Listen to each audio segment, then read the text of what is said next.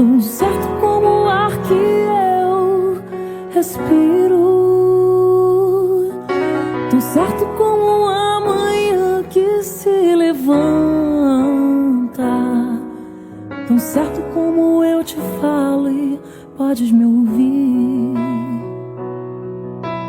Deus está aqui, aleluia, tão certo como o ar que eu respiro. Boa noite a todos. Aqui é um lugar acolhedor, né? Quando eu respondo, o pessoal responde com calor, assim. Eu me sinto sempre muito bem acolhido aqui. Sou muito grato por estar de volta nessa casa. Eu acho que já começa pelo nome da casa, né? Caminheiros da Luz. Porque eu acho que isso... Tá bom. Mostra muito bem o que eu acredito, porque não tem ninguém aqui, creio eu, que não veio buscando uma cura. Eu também. Eu estou aqui para me curar. Enquanto eu vou buscando a minha cura, eu vou ajudando outros a se curarem, e esse grupo de caminheiros juntos vai se curando. É nisso que eu acredito. E as contingências vão trazendo, né, no dia da palestra, né, normalmente surgem muitas coisas interessantes. Hoje eu recebi Obrigado, meu amigo, obrigado. Inclusive, assim, né, queria agradecer a todos que me receberam aqui, essas músicas maravilhosas, quem trouxe a água, enfim, todos vocês que estão aqui para compartilhar comigo as minhas reflexões. E hoje um amigo de longa data também, no outro centro que eu frequento, me mandou um direct no Instagram. E assim, o direct era aqueles carrosséis que vão mostrando a história de alguém que você nem conhece, nem sabe se existe, se alguém inventou, né? Nessas épocas de pós-verdade. Eu sei que era a história de uma menina que foi diagnosticada com TDAH e começou com vários remédios, e ela viciou em remédios, e pelo menos depois foi citando o nome dos remédios. E eu interpretei que era algo como se aquilo fosse um exagero.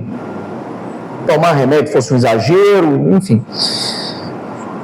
Isso foi de manhã, eu fiquei a tarde toda, assim, às vezes voltava a pensar nesse fato, e de repente, quando eu fui rever minha palestra num tempo que eu tive, eu falei, tá aí a resposta que eu vou passar para vocês daqui um pouquinho. Eu escrevi para ele o seguinte, eu falei, meu irmão, isso tudo que você passou nessas imagens, essa criança tão sofrida, que se tornou um adulto sofrido, tudo isso é responsabilidade nossa, de todos nós. Nós criamos essa sociedade idólatra, que idolatra seres humanos, ao invés de idolatrar o Cristo, egoísta e ansiogênica. Porque é muito fácil falar, né? Na minha época não tinha TDAH. Na minha época, criança não tinha depressão. Na minha época, criança não tinha ansiedade. Isso é frescura. Eu acho que talvez muitos de nós já pensou nisso em algum momento, não é? Então vamos ver, vamos buscar a resposta. A proposta que o Jimmy me trouxe foi de buscar a resposta no Espiritismo. Eu vou ler para vocês, tá? Isso aqui é o único slide mais cheio, porque eu acho que vale muito a pena.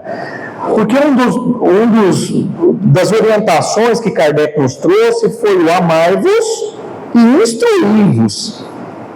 E nós estamos esquecendo dos dois. Poucos de nós, às vezes, busca essa literatura, essa base literária, esse conhecimento, não é? E tem um livro que é, talvez, assim, muito pouco lido, que é o Obras Póstumas, né? Então, alguns textos publicados depois que o Kardec desencarnou. E nesse livro tem uma parte que está lá, um título, olha só, Regeneração da Humanidade. Então, na verdade, as respostas estão todas na obra básica e na subsidiária, né? Quando eu falo subsidiária, Emmanuel, André Luiz, entre tantos outros. Olha, eu não vou ler tudo, mas assim, resumindo aquela parte branquinha, tem muito espírita ainda que acredita que os tempos são chegados e que o que vai assinalar os tempos de regeneração, né, seriam cataclismas físicos do nosso planeta. Terremoto, né, peste. E olha o que Kardec diz, ó. E como se não operasse com bastante rapidez a destruição, e aqui ele fala da destruição, essa destruição social que eu acabei de falar e que nós estamos vendo todos os dias, basta entrar em qualquer meio de notícia, enfim. Como se não bastasse essa rapidez da destruição, os suicídios se multiplicarão em proporções inauditas. Ele está falando isso aqui em 1866. O que mais? Até entre as crianças. Está aqui, ó, 1866. E nós todos assustados. Porque assusta mesmo. Mas se a gente confia no Cristo, se a gente confia em Deus, a gente tem que ver isso e já pensar em soluções. Nós, como trabalhadores, como buscadores, como caminheiros, né, a loucura jamais terá atingido tão grande quantidade de homens que, antes mesmo de morrerem, estarão riscados do número dos vivos.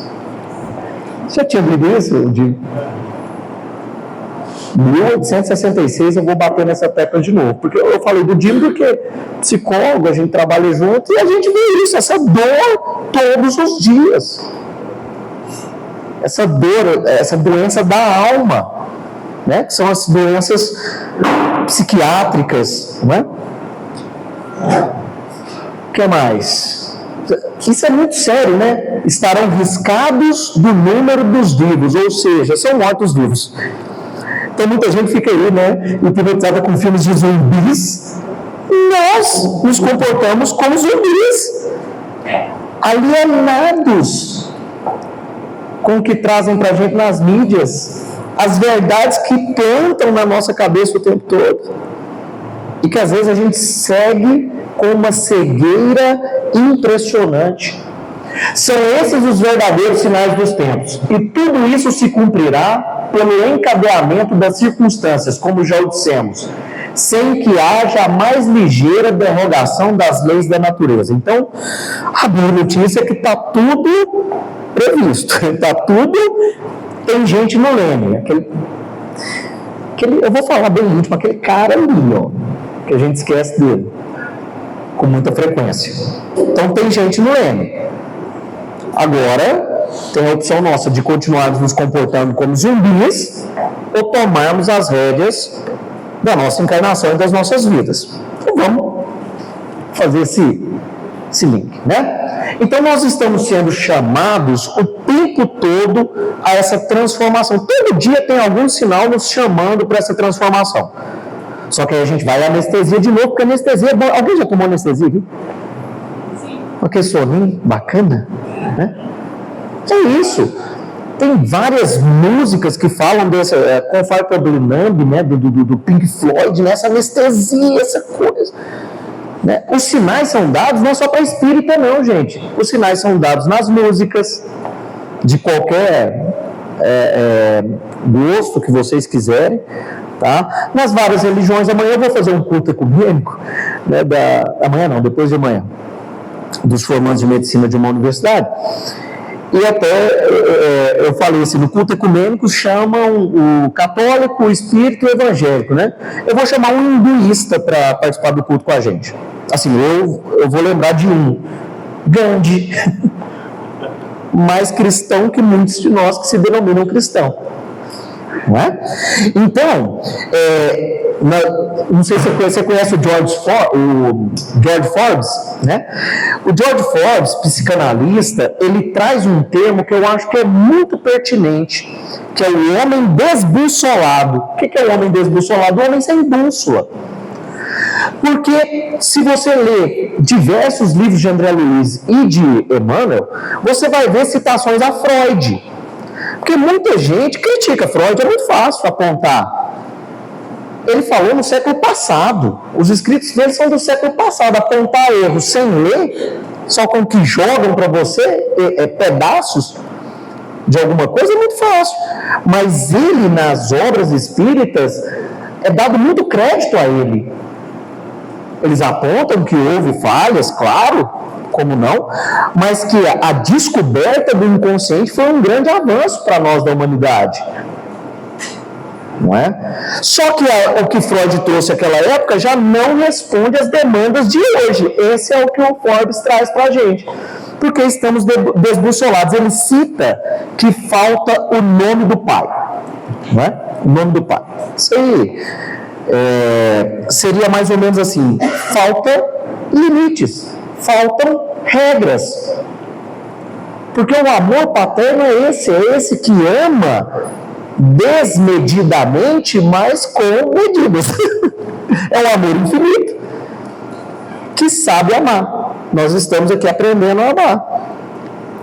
Então, se seu filho está precisando de uma medicação, uma injeção, e está lá, né, só quem é pai sabe, né? Parece que dói mais na gente do que difícil às vezes pegar a veinha, né? Minha filhinha 3 anos e meio, quando precisa às vezes fazer um exame, aquela lá do lado, e ela vai doer, eu falo, vai.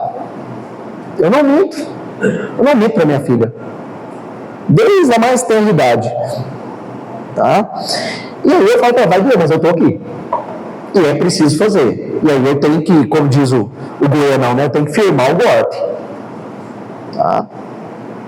Então, nós estamos precisando, se nós estamos desbussolados, nós estamos precisando de quê? De uma bússola. E nós temos? Quem? Modelo e guia.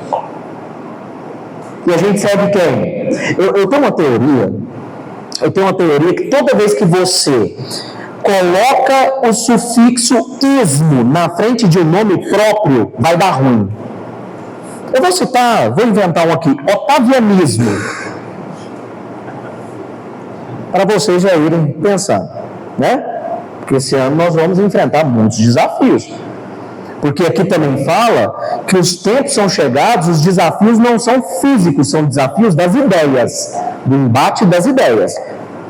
Mas nós estamos fazendo esse embate com amor ou com ódio no coração? Então, se você propaga isso, me desculpe, você está esquecendo sua bússola. Então, nós que nos propusemos a caminhar com ele, nós temos que ser exemplo. Que, aliás, eu sempre falo, foi o último trabalho dentro do Espiritismo que eu aceitei, foi dar palestra, apesar de ser professora, esse ano completando aí 27 anos. Né? Porque eu achava que para ser palestrante tinha que ser exemplo. E é bom continuar achando que seja, porque assim eu tento me melhorar para não fazer coisas erradas, porque eu falo assim, vai que alguém que assiste minhas palestras vê, né? Então vocês são meus maiores anjos da guarda, não é? Mas não, eu vi que nós somos caminheiros, mais uma vez, e caminhamos juntos, e um ajudando o outro, na verdade.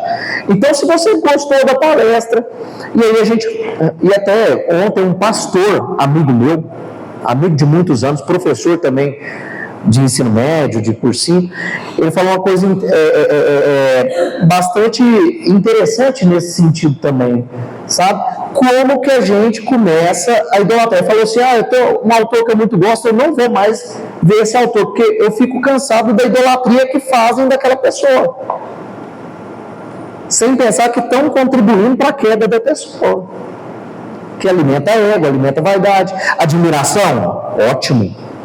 Amor, ótimo, mas é um ser humano, porque senão você vai cair fácil, quer ver? Se você, não façam isso, mas eu já fiz, até receita, tá vendo, você vai falar de receita para cura? Sim, mas quer uma receita para ficar doente? Acho que não, né? Mas se quiser é muito fácil. A receita que eu passo é a seguinte: entra no Instagram, qualquer postagem entra nas respostas, nos comentários.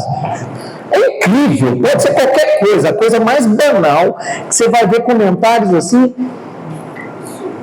sem palavras. Então a gente tem que tomar esses cuidados, não é? Opa, para frente aqui. Então, assim, alguns dados para vocês dos transtornos mentais. Aqui eu coloquei alguns números, mas isso aqui varia bastante, mas, e são até mais alarmantes, né?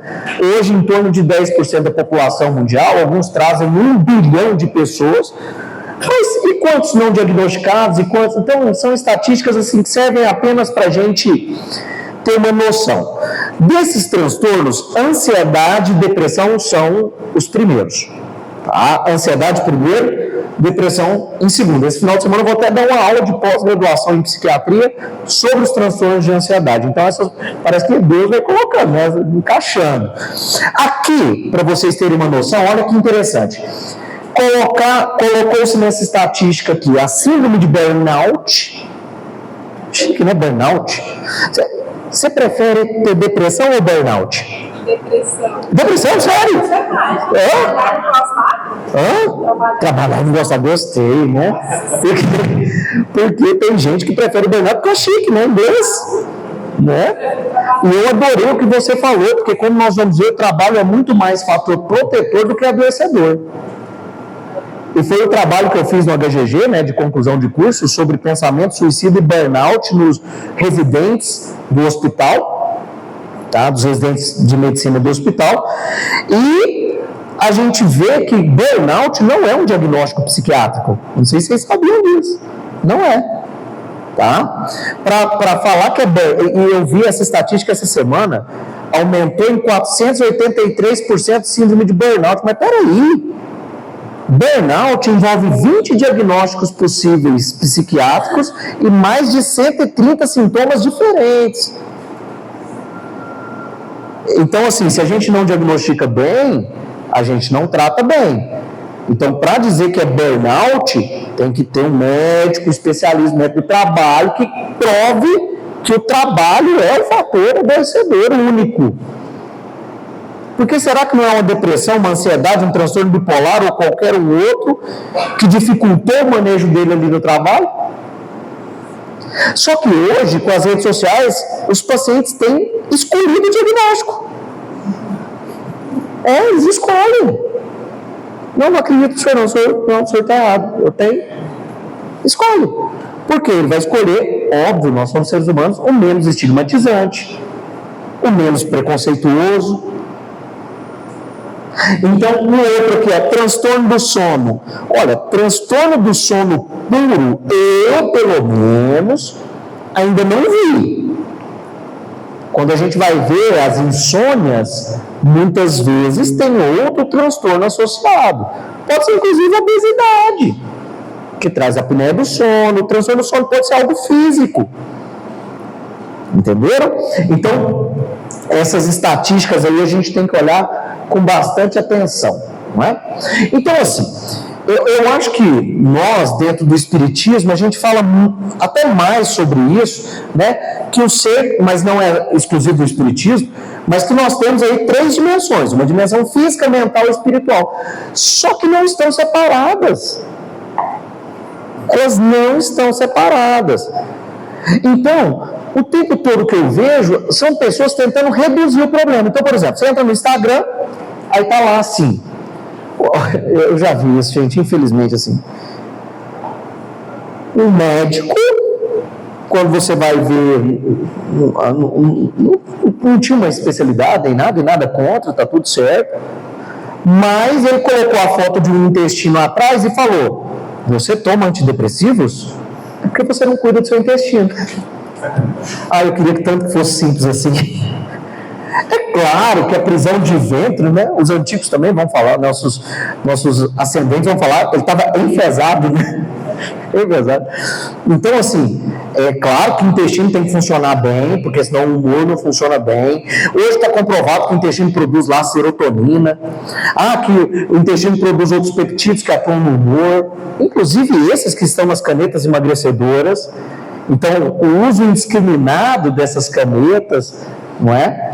Atendi paciente sexta passada dizendo: comprei do Paraguai, por conta própria, estou tomando. Não é? Quantos quilos ela perdeu em 3 meses? Nenhum. E ela passou para a caneta original depois. E não perdeu nenhum. Então, isso é uma medicação impressionante, você ficou impressionada, né? Porque a gente vê na televisão e acha assim, não, usei a tal caneta e eu vou emagrecer. E não é assim. Quando bem indicados, como todas as medicações, são medicações maravilhosas, fantásticas, presentes de Deus. Porque quem deu a ciência para que nós, a capacidade de fazer ciência para que nós buscássemos e alcançássemos essas medicações, foi Deus. E por que então que eu estou em preconceito com medicação? O outro oposto, né? Tem gente que gosta muito, tem gente que gosta nada. Então, assim, a dúvida que eu mais tiro no consultório, né, o estigma que eu mais tiro, eu não quero ficar dependente de medicação. Eu acho engraçado porque se tem algum hipertenso aqui, você é dependente de medicação? Experimenta não tomar. Não é? Se você é diabético, você é dependente de medicação. Por que na psiquiatria nós temos esse preconceito? São as reflexões que eu trago aqui. E os medicamentos, assim, quem causa dependência, os faixa preta, né? Você falou, doutor, toma um faixa preta aí, né? O tarja preta, né? Aqueles medicamentos, eles têm uma receita especial justamente porque podem causar dependência. Os outros, os mais comuns, ansiolíticos, antidepressivos, não causam dependência. Esse é o primeiro estigma. E se eu precisar da medicação para a vida inteira? E isso me fizer ficar mais lúcido para que eu possa desenvolver outras áreas da minha vida e buscar a cura. Porque se nós somos caminheiros e nós acreditamos no Espiritismo, nós acreditamos em diversas vidas, muitas vezes, meus amigos, nós não conseguiremos a cura completa nessa existência. Parece duro falar isso, mas eu tenho que pensar a longo prazo. Então, por exemplo, dependentes químicos já destruíram muitas vezes o seu aparelho físico, não é? E aí pararam de usar, estão em tratamento, estão buscando, estão aqui. Que maravilha! Mas muitas vezes vão precisar de medicações, vão precisar do auxílio todos os dias. O tratamento ele é diário, nas dimensões física, mental e espiritual. Nas dimensões física, espiritual e mental, todos os dias. O tratamento é todos os dias, por isso que tem uma parte que é do reiki, né? E a parte que não acredito seja coincidência ali dos alcoólatras anônimos, só por hoje. É uma vitória por dia. Eu vou ser dependente químico o resto da vida, então? Sim. Eu não posso menosprezar isso. Eu estou abstinente há 10 anos, 20 anos. Você é um vitorioso. Eu fiquei impressionado quando eu li no livro do Stahl, né, que é um livro de psicofarmacologia, assim, referência, que apenas 2% dos fumantes conseguem de parar definitivamente. 2%, eu fiquei assustado. E realmente eu vi isso na minha prática, né? Muitos pacientes que usavam diversos tipos de substâncias, às vezes pararam com todas, mas o cigarro ainda não conseguiu. E assim, eu vou ter preconceito. Minha mãe fuma até hoje aos 82 anos. Aí a família às vezes reúne e fica lá enchendo a paciência da minha mãe porque ela fuma. Eu vou agora ficar perdendo às vezes momentos únicos com ela para criar um estresse. Ela sabe, eu estou do lado dela se precisar e está tudo certo. Mas ela não deu conta. E é engraçado que o nosso mecanismo de defesa do ego é forte, né? Eu paro se eu quiser, eu paro quando eu quiser, eu consigo. É porque eu não quero. Bonitinho, a gente, né? Hoje, quando ouve isso, a gente ouve de outra forma, né? Então, como a gente está aqui para focar na dimensão espiritual, né? Opa, invertido aqui, né? Então a gente tem que pensar em longo prazo, a nossa essência imortal. Propósito de vida, esse eu até brinquei também, né? Eu falei, o primeiro propósito de vida de todo mundo tem que ser pagar boleto. Não tem jeito, né? É o mundo que nós construímos, é o mundo que nós vivemos. Então o primeiro propósito é esse. Depois a gente busca os outros, porque senão hoje em dia no mundo a gente fica muito angustiado, né? Eu tenho que ter um propósito ali, como se o propósito fosse uma coisa inalcançável. Se dependendo do influencer que você acompanha, você vai surtar. Porque você tem que transar muito, trabalhar muito, malhar muito, tudo muito, você já viu? E ainda fazer meditação. E ó. Não é que tem. Então, assim, tem que dividir o tempo. Eu vou dar algumas dicas aqui, né?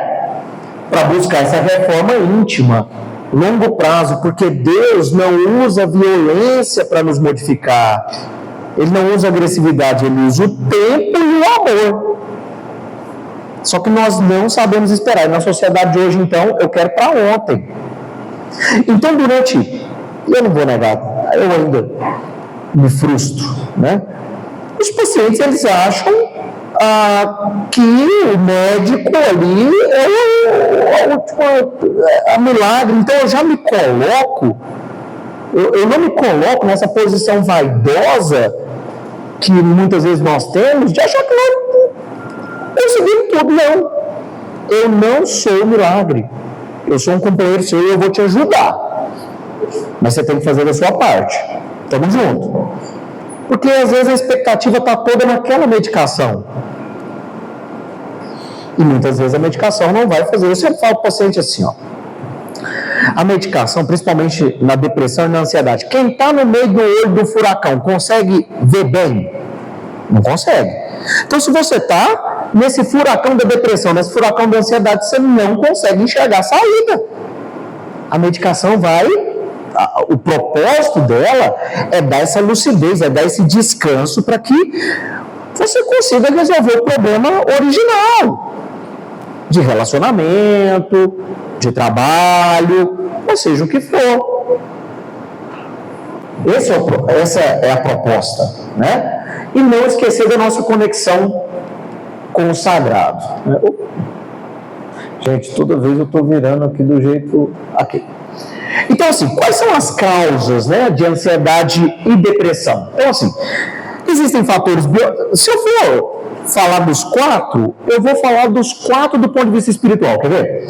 Fatores biológicos, então, porque a serotonina, a noradrenalina, o neurotransmissor é um defeito, eu acho bonito, eu gosto de estudar, eu estudo muito, mas peraí, da onde vem esse desequilíbrio?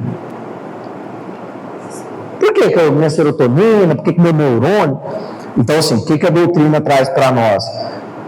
Nós temos um defeito, né, uma doença do perispírito, que nós lesamos em encarnações passadas. Então é o que eu digo, né? Tudo isso aqui a gente pode colocar do ponto de vista espiritual. A predisposição genética, onde é essa predisposição genética? Por que você caiu naquela família que tem a predisposição genética? É à toa? Não é à toa, pelo menos quem está sentado aqui, está estudando a doutrina espírita, está seguindo o espiritismo, sabe que não, né? Do mais básico ali. Alterações hormonais, doenças físicas crônicas, tudo bem. Essa é a parte médica. Então, quando eu estou com o paciente, eu não esqueço disso.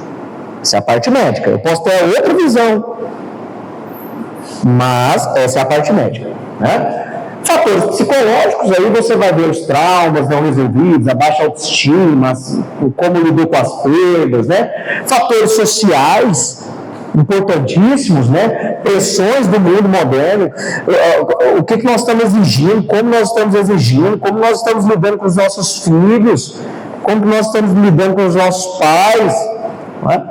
Violência, insegurança, isolamento social, né? Tem um psiquiatra que eu admiro muito, né? O doutor Tiago Antonelli, que fez sua formação no Rio Grande do Sul e voltou para cá. Agora ele tem um trabalho sobre solidão que é impressionante. Os dados mostram que solidão mata mais que cigarro. Solidão, não solitude, solidão. Tá? Solidão. E os fatores espirituais, né? Aí nós entramos, qual é a prova e expiação? Então a gente fala assim, eu não sei qual é a prova e expiação, o que eu estou passando. Tudo que você tem em excesso hoje faltou algum dia. Tudo que falta hoje foi excesso, se abusou algum dia. Assim, resumindo, simplificando. Então, está faltando dinheiro, você abusou, não soube lidar. Está sobrando, faltou um dinheiro. Tem que saber usar. E você veio para aprender a usar. Bom, nós poderíamos entrar na diferença aí de expiação e prova, né? Expiação é quando você vem para se colocar no lugar, naquela situação que você feriu um dia. E prova é assim, então agora você aprendeu? Então volta e vai fazer a prova. Entendeu? Então assim, todos nós estamos passando por isso. Obsessões, gente. Aí fala assim, não, é certeza que eu estou sendo obsidiado. E quem não está?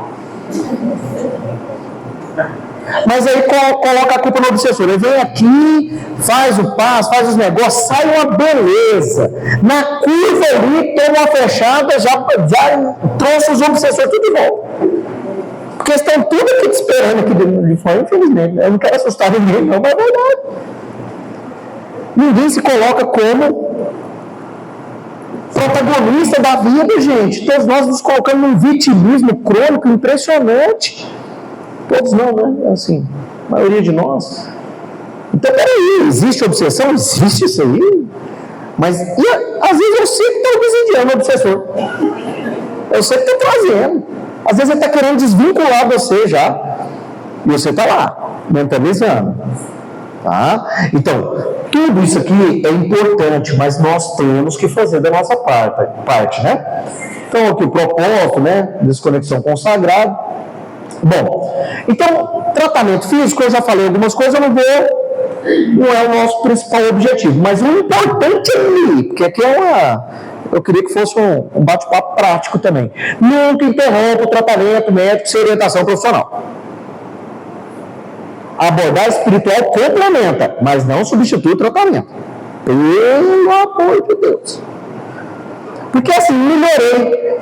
Aí eu não sou fraco, não, eu sou forte. Aí cai de novo. Não é? E muitos medicamentos, você para de uma vez, o pensamento suicida volta pior. Uma coisa que eu aprendi, até lembrei disso agora, ó, uma das primeiras coisas que eu aprendi na psiquiatria, quando eu ainda fazia residência, é o seguinte: quando você está sofrendo com algum transtorno psiquiátrico, o seu cérebro está fritando, ele está inflamado. Mas não, a moda é inflamado tudo do físico, não é assim? Eu tomo leite, inflama. Eu como glúten, inflama. E aí está lá na Bíblia, não é o que entra, é o que sai. A gente esquece, né? Do básico, da Bíblia. Agora o cérebro frita. Então, quando você trata, principalmente o primeiro episódio depressivo, é crucial no futuro dessa pessoa. Mas não, né? A gente sofre, e na hora que não está aguentando já o terceiro episódio depressivo, não, eu vou buscar ajuda. O cérebro já sofreu consequências.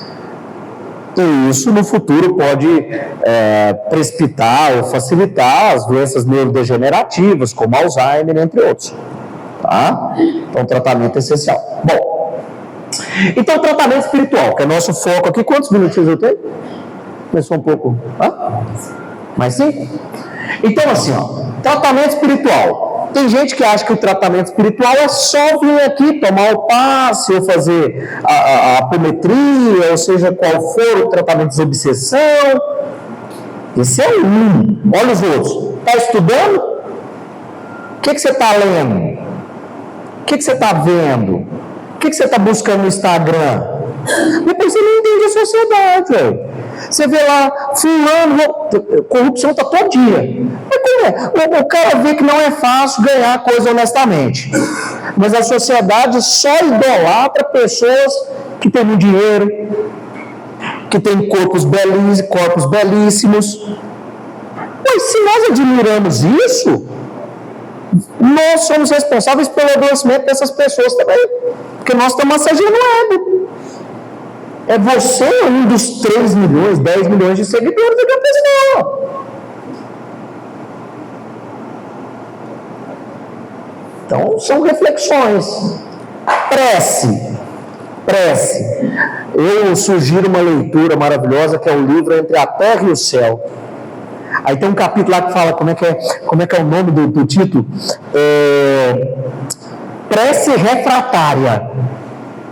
Muito lindo, porque a criança, né, adolescente que prece refratária.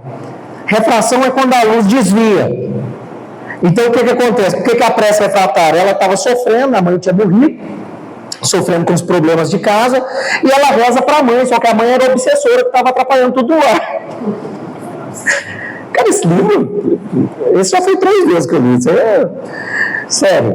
E aí, ela faz a prece com tanto fervor, com tanta, né, fé, que a prece refrata e vai para quem pode ajudar. É bonito demais, não? Eu cheguei a rupiar aqui, como diz aqui no lugar, eu rupiar. Então, a prece. Agora, o que você está pedindo? Está lá no Evangelho segundo o Espiritismo. Toda vez que você pedir coragem, força para enfrentar os problemas, você vai ter. Você vai ter. Não é? Mas aí a gente já pede o dinheiro. A gente já pede e às vezes tem o mérito e tudo e vai chegar, vai conseguir, está tudo certo. Mas o que nunca vai faltar é força, resignação, quando a gente pede com essa fé. A água fluidificada, o passe, tudo isso é maravilhoso, tudo isso é tratamento. Inclusive, depois colocaram uma aguinha aqui em algum lugar para mim. Tá aí embaixo. Eu vou até beber, porque isso aqui, enquanto eu estou aqui falando, tem gente trabalhando aqui lá do outro lado. Então eu vou beber aqui, porque é meu tratamento também. No final, eu bebo tudo. Aí você vai entrar sua aguinha, isso é muito importante, fluidificada, e fazer caridade. Então, assim, o título do livro do Emmanuel, que é um dos que eu assim, tenho como referência, é Caminho, Verdade e Vida. Então a vida vem por último. A gente aprende a viver vivendo. A gente atinge a cura curando. Então é fazendo caridade, fora da caridade não há salvação, né? Aí aqui então tem, né, esses pilares que eu falei para vocês, né? Então reforma íntima, vigilância dos pensamentos, cultivo das nossas virtudes, porque a gente acha que só tem defeito também, então saber enxergar as nossas potencialidades, nossas virtudes. Disciplina é fácil, gente? A coisa mais difícil que tem é adquirir um hábito saudável, e a mais fácil é perder ele, não é? As festas de final de ano falam, não é? Qual que é a nossa interpretação? Não, se é festa agora, o que eu recebi de paciente assim, ó, não, gente, é incrível. Doutor, eu só comecei a tomar o remédio, constou comigo lá em novembro. Aí falou assim, não, vou esperar as festas. E começou a ganhar a medicação. Foram os 2 que já me ligaram, né? Ah, doutor, eu tive um efeito colateral, mas peraí, você não era para ter tomado remédio lá antes? Tá? Então, cadê a nossa disciplina, né? Serviço ao próximo, amor, como nós falamos. Então, aqui, uma rotina básica aqui, acordou, né, de manhã, tá rezando? Tá fazendo sua prece? Como é que você tá indo pro dia a dia? Você já tá no automático, né? Uma leitura, às vezes 15 minutos, nem precisaria disso. Aquelas passagens dos livros da coleção Fonte Viva do Emmanuel são passagens curtas, para você ir refletindo, não é? Pode tirar, o pessoal está tirando foto aí, legal mesmo, né? Uma coisa que a gente montou aí para vocês. Gratidão. Então, a gente já acorda às vezes falando, poxa, mas tá difícil. Não, mas sou grato por esse aparelho físico aqui que eu ganhei, pelo que eu tenho. É um exercício. Agora, quanto tempo demora para você ganhar esse hábito definitivamente? De 1 a 2 anos. E isso eu não vou fazer isso hoje, mas quem quiser saber, isso chama epigenética. É ciência. Hoje a gente sabe que nós podemos ativar genes e desativar genes, mas isso demora de 1 a 2 anos. Ativar genes e desativar genes. À tarde, principalmente, eu preciso dessa disciplina, porque, como o Dino falou, eu tenho 3 atividades, às vezes 4 atividades no mesmo dia. Então, eu estou dando aula no cursinho de manhã, depois eu dou aula na universidade, eu sou perito do Tribunal de Justiça, então lá onde eu lido com crimes, não é? Eu sou psiquiatra, perito do Tribunal de Justiça de Goiás, então lá eu lido com questões, e aí vem, o mais importante não é o trabalho que você faz, é o que o trabalho modifica em você. Então, olha a bênção que Deus me deu de ser psiquiatra, primeira coisa que eu tenho que aprender é não julgar. Porque a gente julga o tempo todo. Aí é fraqueza de coração, é falta de Deus no coração. Esse é um vagabundo, isso aí, ó. Todo dia tá lá, né? Desculpa aí pro pessoal da internet, né? Mas todo dia tá lá, ó. Você entra em um lugar X ou Y lá da internet, tá lá, matou, jogou pedra. E muitas vezes, aí alguém vai tá defendendo bandido ali, tá vendo? Não, é um doente mesmo. É um doente, mas não foi tratado como tal. E aí chega na gente, porque no trânsito, por exemplo, de repente você pode, se você não tiver o seu autocontrole, você pode se deparar com uma pessoa adoecida e que vai mudar a sua encarnação. Então a gente tem que tomar o nosso cuidado. Então pausa no meio da tarde, ato de bondade, momento de silêncio interior, exercício físico, aqui fala leve, mas assim, a recomendação é 150 minutos por semana. Se você for ver, são 30 minutos de segunda a sexta. Estou te dando sábado e domingo. Você não consegue 30 minutos para caminhada. Eu não posso correr, não posso... Movimento. Como diria também, eu gosto sempre de falar dos goianão, né, dos meus ascendentes, pau deitado apodrece. Já viram isso? Né? Ok? À noite, exame de consciência, Santo Agostinho, perdão e auto-perdão, preste gratidão, buscar a higienização do sono. Se você ficar em tela o tempo todo, não tem remédio que vai te ajudar. Você pode até dormir, depois no dia fala, nossa, eu tive pesadelo demais com esse remédio. Mas você toma o remédio e fica lá vendo os negócios da internet, só coisa, né? Punk, né? Então, bom... E aqui, né, um resumo eu fiz para vocês, lembrar que a bússola é Jesus. Aqui eu fiz um resumo também para vocês, tá? Vários resuminhos, mas aqui eu coloquei no final, ó, essa foto aqui do nossa bússola. Eu fui pesquisar uma foto para colocar, eu achei essa aqui para gente, essa é a foto da palestra, porque, olha, nós somos crianças, agimos como crianças, birrentas, custosas, e Jesus está lá assim, compassivo, tranquilo, e nós como zumbis olhando para o nada, e não estamos vendo as bênçãos que nós temos diariamente. E para mim estar com vocês hoje foi uma grande bênção. Muito obrigado e que Deus abençoe a todos no retorno para casa. Que assim seja.